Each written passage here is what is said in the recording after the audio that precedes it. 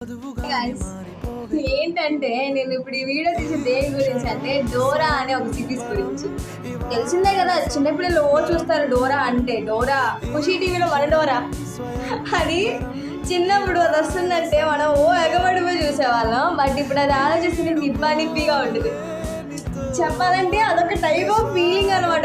చిన్నప్పుడు Dora Dora అది వెనక వాళ్ళే ఉంచుకొని ఎక్కడుంది గాయస్, ఎక్కడుంది ఫ్రెండ్స్ అని మనల్ని అడిగి చూడు. ఆ మూమెంట్లో మాత్రం ప్రతి ఒక్క చిల్డ్రన్ చెప్పే ఉంటారు అది ఎక్కడుందో, నీ వెనక మారిందని.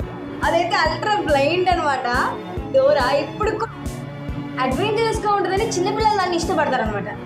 బాబోయ్ బాబోయ్ బాబోయ్ అసలు ఆ డోరా ఉంటుంది చూడండి, పక్కన పెట్టుకొని ఎక్కడుంది అనే రకం అనమాట.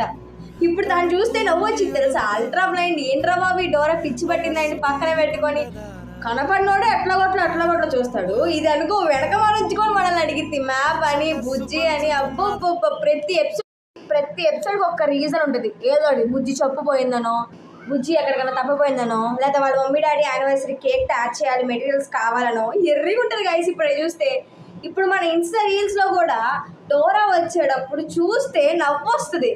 ఏంట్రా బాబు చిన్నప్పుడు మనం దీనికి ఎగబడితే చూసాను నిబ్బిలాగా అని. నిజంగా డోరా నిబ్బి నన్ను అడిగితే నిజంగా గైస్. కానీ ఇప్పుడు దాని గురించి తలుచుకోండి నవ్వు వస్తుంది. ఏంటి మనమైనా చిన్నప్పుడు అంత ఎగబడి చూసామా అని. డోరా అంటే చిన్నప్పుడు ఇష్టం ఉన్న వాళ్ళు, బాగా చూసేవాళ్ళు కామెంట్ చేసేయండి, సబ్స్క్రైబ్ చేసుకోండి. డోరా అయితే చిన్నప్పుడు డోరా చూసేదాన్ని నిజంగా.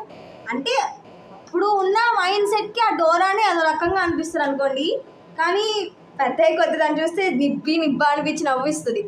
సో ఎవరన్నా ఫ్యాన్ ఉంటే కామెంట్ చేసేయండి. బాయ్ గాయ్స్, సబ్స్క్రైబ్ చేసుకోండి.